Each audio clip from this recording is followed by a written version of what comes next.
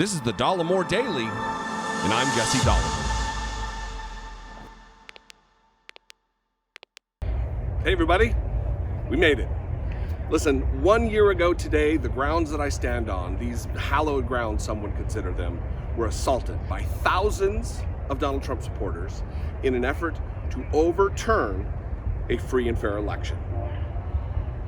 Normally, when there are a group of constituents, a portion of the electorate who are angry about the outcome of an election, like when Donald Trump was elected, they take to the streets and protest as a metaphoric symbol and signal that they are not going to stand by and allow policies to take place that marginalize a wide swath of the American people or even immigrants who come to this country.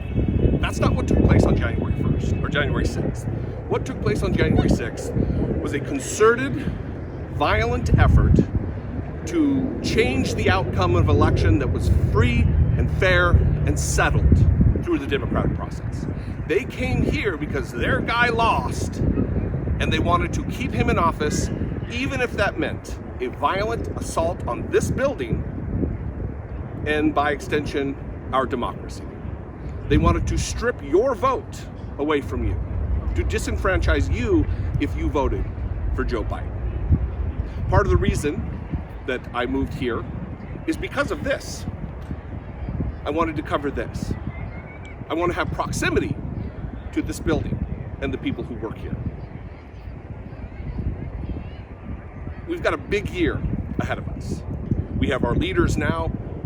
Merrick Garland just the other day gave a speech, a lot of words about how people will be held accountable, about how no matter what level you are, who you are, you will be held accountable.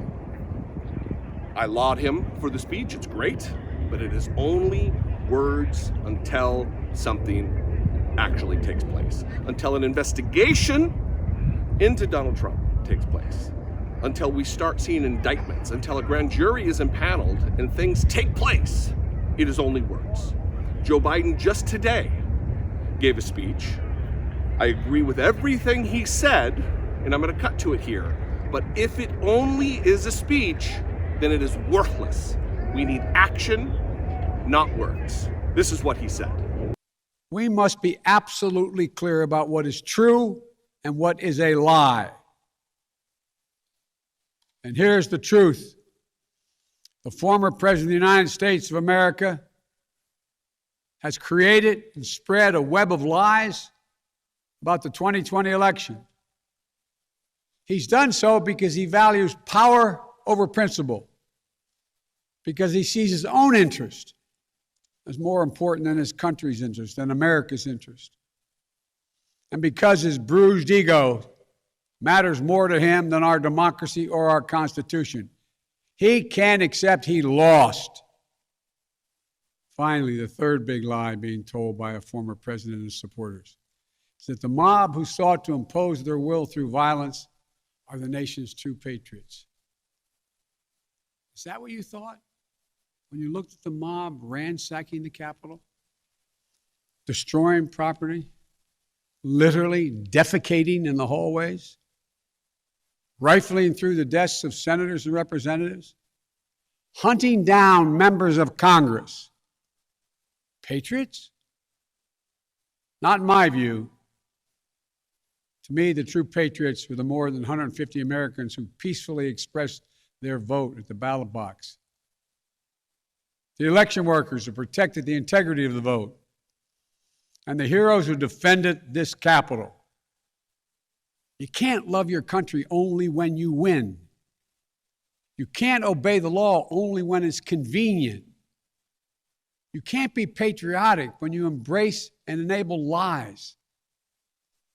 Those who stormed this Capitol, and those who instigated and incited, and those who called on them to do so, held a dagger at the throat of America, at American democracy. That's all good and fine. Those words are correct. You can't be patriotic and do this. This can't exist with these. These things are not compatible. I understand that. I agree with that 100%. But it is only words. It is only lip service if indeed nothing happens, if there are no consequences for those that carried this out, that orchestrated this, that planned this, that set this into motion, this historic attack on our capital. So it is one thing, and it is good that they are prosecuting the hundreds, over 700 individuals who had violent intent to break into this building and cause harm to the people who work here, the threats of death to Mike Pence, the threats of death to the members of Congress who are doing their constitutionally prescribed duty to certify the election of Joe Biden. That is good. But the people who are responsible for it need to be held to account.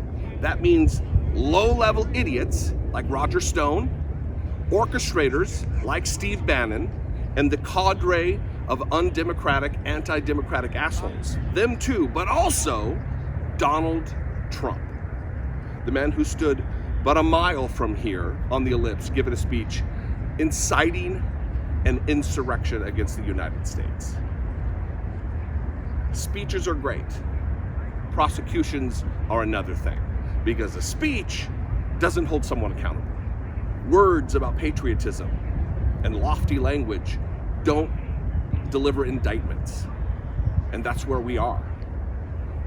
We got a big year ahead of us, and I would encourage everybody to get as active and involved and organized as you can, because our leaders need to be held accountable for holding these criminals accountable. We must. It doesn't matter if you have a Democrat after your name, if you consider yourself a Democrat, if you're registered a Democrat, if you voted Democrat your entire life. When our leaders don't act the way they should in the best interest of America, we must raise our voices collectively and make something happen. And that is what I intend to do for the remainder of my time. As long as I have a platform, I'm going to do that.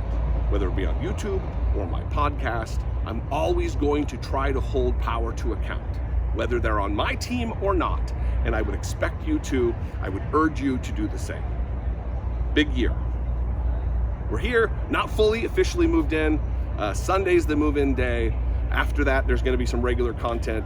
I want to thank Michael Greiner from the Democratic Activist for taking over my channel for this week. Thank you, Michael. You've been doing a great job. Thanks for everybody for supporting him. I would encourage you to go subscribe to his channel. Next week, I've got the Bank Sisters and their channel. They're going to be stepping in. I will be floating in from time to time to do some content as my studio gets up and running.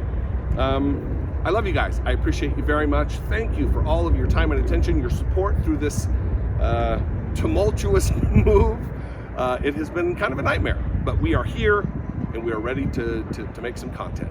If you appreciate what I do, if I bring you some value, I would appreciate if you would consider supporting my work here on the platform for as little as $1.99 a month. You can click the join button below this video, become a channel member, at least look into what is involved, or you can go over to patreon.com/IDoubtItPodcast.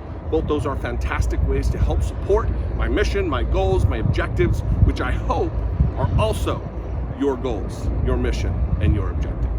I love you guys. Follow me on social media. I am at Dollemore just about everywhere. Instagram, Twitter, TikTok. I'd love to hear from you. What are your thoughts about going forward? What are you determined to do? What are your promises to yourself, your New Year's resolutions, as it were, related to all of this? I'd love to hear them. Thank you guys. I love you. I appreciate you so much. I'll see you next time. Until I do, be genuine. Take care of one another.